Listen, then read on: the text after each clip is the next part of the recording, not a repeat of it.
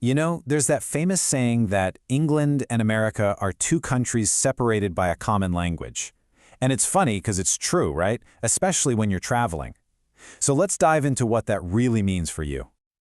So, you speak English, you feel confident, you think you've got this. But when you touch down in the UK, you might find yourself in some, well, let's just say some pretty confusing spots. So let's see how you'd actually do. Picture this. You've just hopped out of one of those iconic black cabs, you're grabbing your bags, and you're walking into your London hotel for the very first time. You're tired, you're excited, and you're about to hit your first language speed bump. First up, your British hotel arrival. Let's talk about those first steps and, yeah, those first stumbles. Your first instinct, right? You scan the room, looking for a big, friendly sign that says lobby. But you look, and you look again, and there's just nothing. So where in the world are you supposed to go? And here we have it, our first major difference. In the UK, you're not going to find a lobby. What you're looking for is the reception desk. Sometimes you'll hear the whole area called the foyer. It's a small thing, but it's a big deal when all you want to do is drop your bags and relax.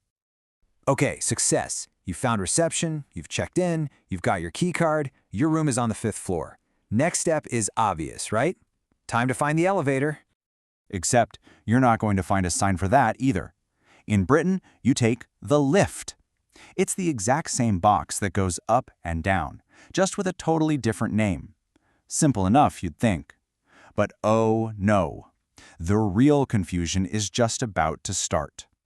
So you step into the lift. You need to get to the 5th floor. You look down at that panel of buttons and suddenly it's like a math problem you didn't study for. The numbers just don't seem to make any sense. And here's the secret code. In the US, the floor you walk in on is the 1st floor. But in the UK, that's the ground floor. And that one little change shifts everything up. So what an American calls the 2nd floor, a Brit calls the 1st floor.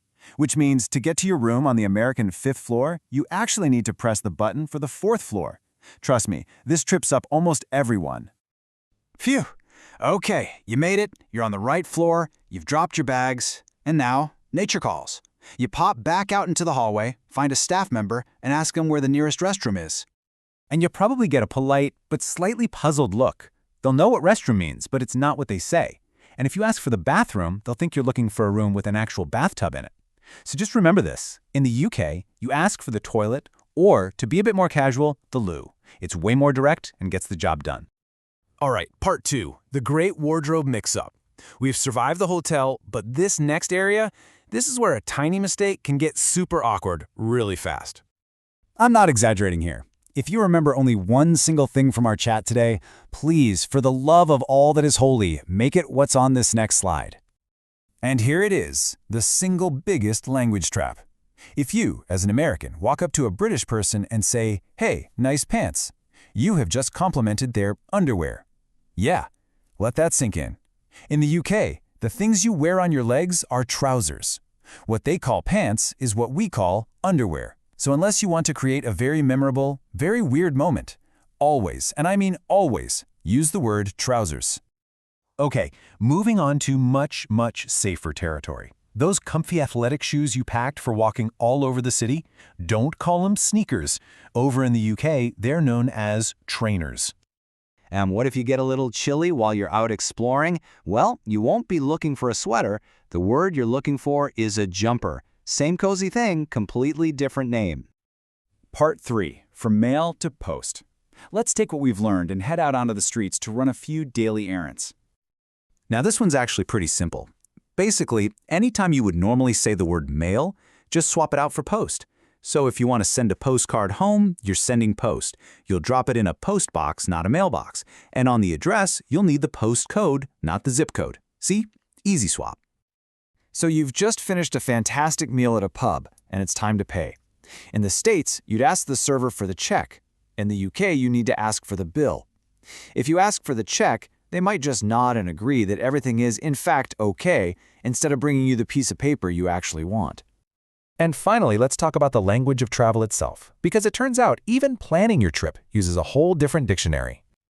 So as you're putting your next trip together, just remember the local lingo.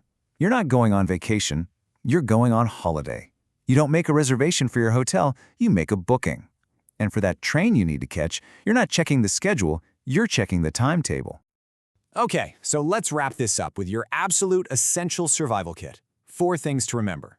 1. The ground floor is the first floor.